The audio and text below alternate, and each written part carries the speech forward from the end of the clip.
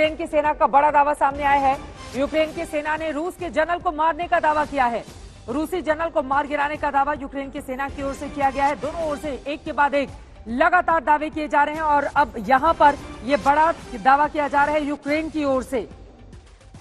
Kharkiv के पास रूस के जनरल को मार गिराया है। यह बड़ा दावा यूक्रेन की सेना की ओर से किया जा रहा है।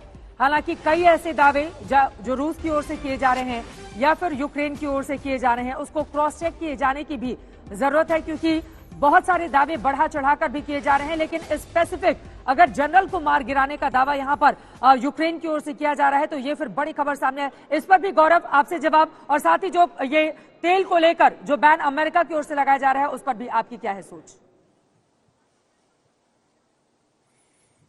पहले जो मेजर जनरल को मारने की बात यूक्रेन कह रहा है, यूक्रेन का यह कहना है कि एक बहुत ही जबरदस्त इंटेलिजेंस बेस्ड ऑपरेशन उन्होंने चलाया था। उन्होंने पता किया कि कहां ये मेजर जनरल है।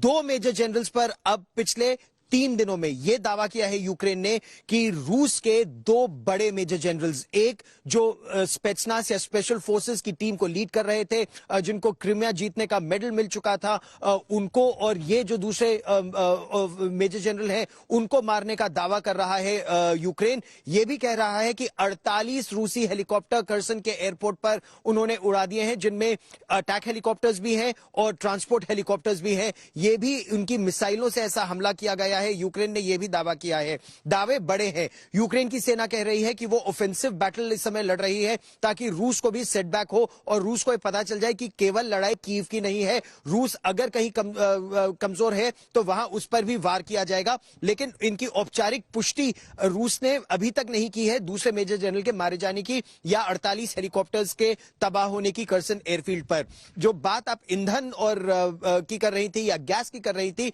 उसका दुतरफा एक दुधारी तलवार है। इसका खामियाजा पूरे विश्व को उठाना पड़ रहा है, क्योंकि अगर आप रूस से नहीं लेंगे तो जहां से लेंगे वहां आप ज्यादा कीमतों पे लेंगे। वो कीमतें बढ़ेंगी और उन बढ़ी कीमतों को अदा करेगी वहां की जनता, और वो जनता फिर प्रश्न पूछेगी कि इसका असर हम क्यों उठाएं। क्या केवल राष्ट्रपति ज़ेलेंस्की के लिए? क्योंकि रूस की मांग यही है कि राष्ट्रपति ज़ेलेंस्की की सत्ता का परिवर्तन हो, ऐसे कोई हो और नॉर्थ अटलांटिक ट्रीटी ऑर्गेनाइजेशन न बढ़े यूक्रेन में।